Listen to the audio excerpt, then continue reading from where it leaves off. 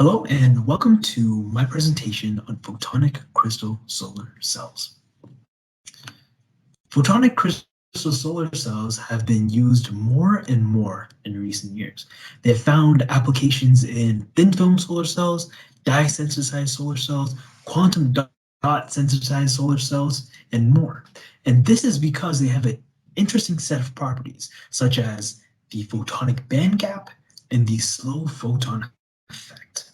Photonic crystals can trap light, and because of this, they are often used in thin film solar cells to compete with thicker cells, which usually have better performance when it comes to light absorption.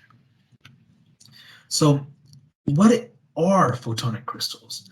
They are microstructures made from alternating two or more dielectric materials with different dielectric constants. For example, commonly used, silicon and air. So there are three types of photonic crystals: one-dimensional, two-dimensional, and three-dimensional. This refers to how many directions the dielectric materials alternate in. One-dimensional, it only alternates in one direction. As we can see here, vertically, it's the dielectric materials stack up on top of each other. And two-dimensional, we add a different direction. So on top of vertically, we have horizontally, and we have this grid pattern. And in three-dimensional, we have it alternating in pretty much all possible directions.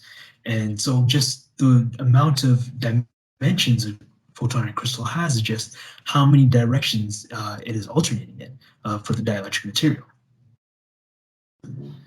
So let's look at the conventional design and versus a photonic crystal solar cell design. With the conventional design seen here, we have a backscatter, a back reflector, and an anti-reflective coating, and a uniform crystalline silicon layer. And the big difference with the photonic crystal solar cell design is that instead of this thick crystalline silicon layer, we have this photonic crystal geometry. So we have it scattered with air. So it's crystalline silicon and air. And it looks like a two-dimensional crystalline photonic crystal. This design here depicted was designed by Chutinan et al. And they were able to get a relative increase of 11.15% and 3.87% in energy conversion compared to conventional designs with 2 micrometer and 10 micrometer thickness respectively. So to explain why we see this increase with different geometry, I'm going to walk through some of the physics so we can get a better picture. So photonic crystals are also known as photonic band gap crystals. That's because they have a property called the photonic band gap. What this is when light propagates, the photons are modulated by these different dielectric materials. This causes a characteristic dispersion relation between the propagation constant and the photon energy called a photonic band gap structure. For photonic band gaps to exist, we need a ratio of refractive indexes that must be larger than 2. And if we want large photonic band gaps, we need a diamond or diamond-like structure, such that like crystalline silicon. This effect is very similar to the like electronic band theory seen in semiconductors. Another interesting property of photonic crystals is the slow photon effect. So the interaction between photons and matters can be enhanced with the slow photon effect. This is where the group velocity of photons approaches 0 at the end of the band gap in the photonic crystal, which forms a standing wave, or also known as the slow photon effect. Slow light makes it possible to compress optical signals and optical energy in space, which can reduce device footprint.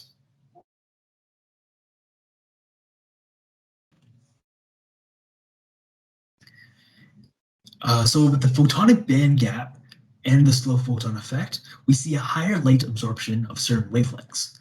It is seen that thin silicon from 1 to 10 micrometers has a lower absorption of light than that of thick silicon, 150 to 200 micrometers, especially with the near infrared range. Theoretically, using photonic crystals in solar cells can enhance light absorption in certain wavelengths by using high density of states at the photonic band edge and implementing a light trapping scheme. It's found that light absorption of a 100 nanometer thick layer of silicon may significantly be increased by 35% over a 300 to 750 nanometer range using photonic crystals. So also an interesting thing with photonic crystals is that uh, uh, there's less dependence on the angle of incidence to affect the efficiency of the solar cell. And it seemed that some designs can have very high light absorption from an incident angle of 0 to up to 60 degrees. And as you can see here, there's a depiction of a slab before it's processed into a photonic crystal, and they're measuring the absorption compared to a one-dimensional photonic crystal. And we can see that the absorption rate is much higher for longer on the photonic crystal design. To talk about some applications of photonic crystals in other technologies, we can see here in dye-sensitized solar cells that it was found that using a one-dimensional photonic crystal could be used to maximize the absorption in the selective spectrum region, which is 400 to 900 nanometers. And has also been seen to be used in quantum dot sensitized solar cells, where photonic crystals with the inverse opal structure can effectively reduce the charge recombination rate and increase the VOC of quantum dot sensitized solar cells. And because of this, they've become quite common in that design. So photonic crystals have been studied in one form or another since 1887, but the term photonic crystal was only used after Eli Yablonovich and Sanjeev John published papers on photonic crystals in 1987, which anticipated the existence of photonic band gaps and caused a lot of research to be done in that field. Presently, they're used in dye-sensitized solar cells, quantum dot sensitized solar cells, and there's even a few in perovskite solar cells. Recently, some designs have been able to get up to 29% power conversion with photonic crystals in those solar cells.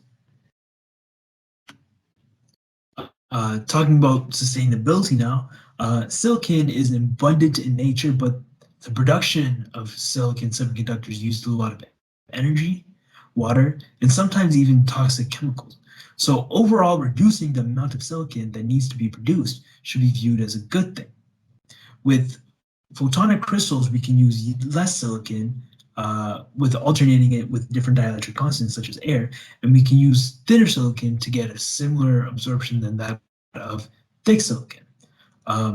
Just in terms of efficiency, we can use, if we compared it to a regular conventional solar cell, we can use about 31% less area with a photonic crystal implementation. So now talking about manufacturing for the different types of photonic crystals. One-dimensional photonic crystals only work in, well, one direction, but because of its simple structure, they're easier to produce and can be done so at a lower cost. They can be made with a variety of mature coating processes. 2D photonic crystals can work in two directions, but they're a little more difficult to make. The advanced nanofabrication technology used in semiconductor crystals can be also used for photonic crystals. And this is things such as electron beam etching, reactive ion beam etching, and laser etching.